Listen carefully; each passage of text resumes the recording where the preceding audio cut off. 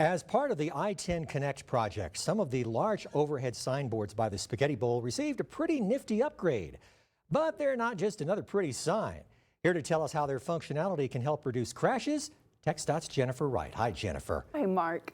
People are noticing the new electronic signs TXDOT placed on I-10 and US 54 that are part of a sophisticated lane management system, meaning they're not just good looking, they're really smart. Oh, really? Please explain. Well, some of us may remember back when we had tiny little boxes above the lanes that could be changed from green arrows to yellow arrows telling you to merge to red X's warning you of a lane closure. These are similar but way more versatile, and they're designed for interchanges to make sure you stay on track and avoid unsafe last-minute lane changes that could lead to crashes. You may remember that unsafe lane changes are one of the top 5 contributing factors to crashes. All right, that sounds good, Jennifer, but what else can they do? Well, when traffic is flowing just fine, they will display what lane you need to be in to get to which highway. But they can also display messages regarding detour routing, speed, and closures.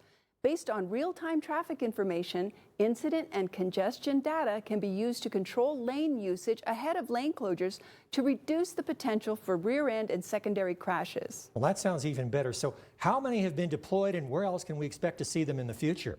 Well, currently there are 3 systems activated, each system consisting of 2 signs, one in advance and one closer to decision points.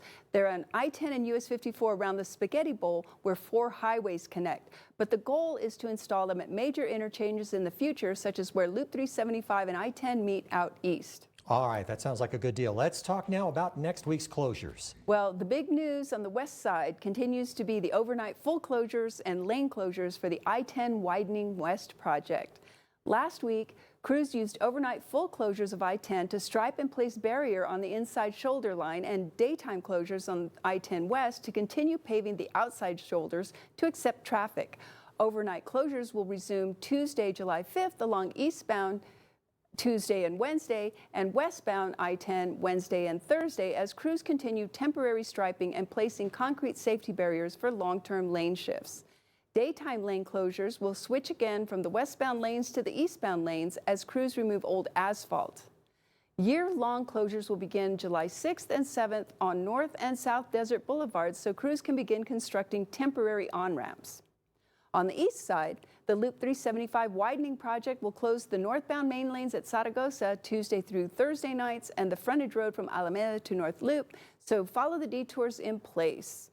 Montana Widening and Frontage Road project will gum up your Tuesday night by closing the Joe Battle Montana intersection westbound. Other things that might get in your way would be the guardrail repair, maintenance, and striping operations happening all over town. So watch out for crews and give them plenty of space. Jennifer Wright with TXDOT, thank you so much. Thank you, Mark.